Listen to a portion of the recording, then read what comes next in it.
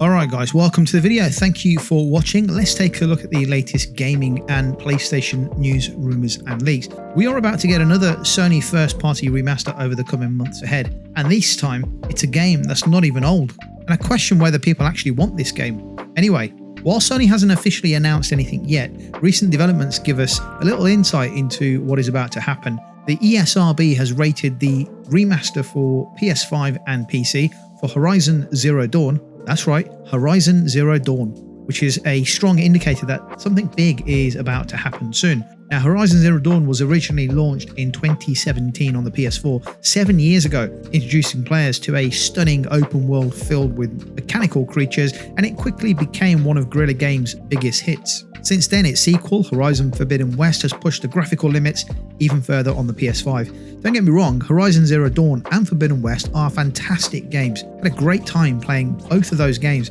but Zero Dawn, like I said, is only 7 years old. Does it really need a remaster? So who's actually excited about the remaster? I mean, it's rumoured to feature enhanced visuals, bringing it in line with Horizon Forbidden West's breathtaking graphics. This means improved textures, lighting, and overall visual fidelity, giving players a much more of an immersive experience. On top of that, the remaster is expected to include new accessibility features and quality of life improvements. Think of features like customizable controls, improved HUD options, and even more graphical modes allowing players to choose between performance and quality settings. Okay, so this is great if you're probably new to the game and want to experience it on the PS5 or the PS5 Pro, or if you love Horizon and the franchise and want to experience the game again in all of its glory and all of the bells and whistles. Interestingly, Guerrilla Games is not working on this remaster themselves. According to sources, the project has been outsourced to another studio. This could mean that Guerrilla Games is focusing on other projects, perhaps even a new sequel, a new IP. But one thing for sure is that they certainly will be overseeing this project. Either way, it's going to be interesting what the reception to the game is like when it officially gets confirmed by Sony. Now, my thinking here is that the remaster will launch alongside the PS5 Pro. If you already have the original game, then I think you can download the updated patch, giving it all the upgraded features, all the bells and whistles of the remaster. You can do that for probably around 10 or 15 bucks. But I think here the game will be coming out alongside the PS5 Pro to show everybody what the game looks like on the Pro versus the PS5 version. And like I said, if you're a fan of the franchise, I think you'll buy into it. But if you're like me, you're probably wondering what's the point, as the original game didn't really need a remaster. I would much have preferred PlayStation did a remaster on Bloodborne or Killzone or The Resistance or something like that.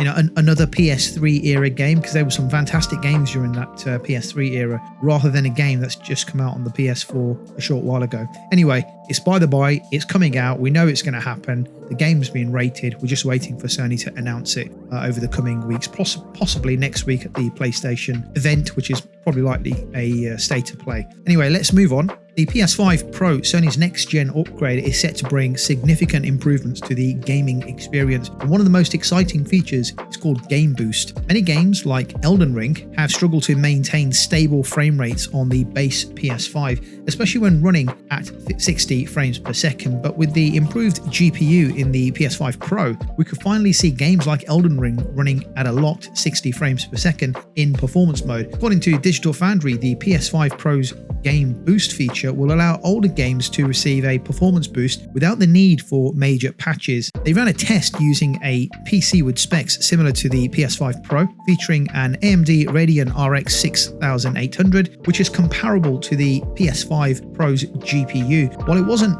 perfect in the game's quality mode, the performance improvements were noticeable. If the PS5 Pro can deliver on this promise, we're talking about smoother gameplay, improved graphics, and more stable frame rates for older games. This is a huge win for gamers who want to revisit their favourite titles with better performance, especially as we wait for the console's launch in a couple of months' time. But let's make no mistake about it, this is a nice feature to have for older games, but we still want new games. Improved games is nice, but new games is what everybody wants with the PS5 Pro. Let's move on. Last week, Microsoft laid off 650 workers in its gaming division, adding to the 2,000 job cuts earlier this year.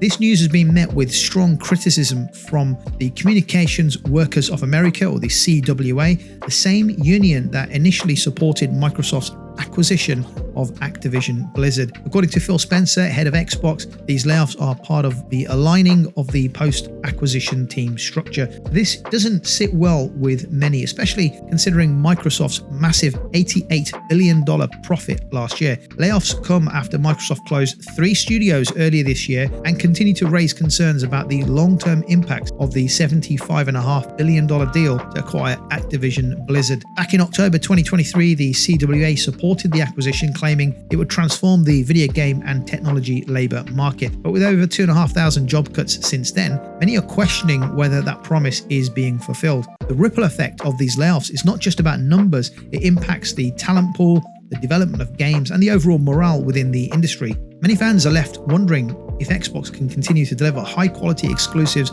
like Starfield and Fable under these conditions. Now, if this was just an isolated incident with only Microsoft or the Xbox gaming division cutting lots of jobs, I would say there is a massive cause for concern with the corporation. However, let's just remember, it's not just happening at Microsoft, Xbox. This is happening across all tech industries around the world. We've seen layoffs at Sony PlayStation, at Netflix, Amazon, Google, Apple, and many other global businesses making billions of dollars of profit across the tech sector.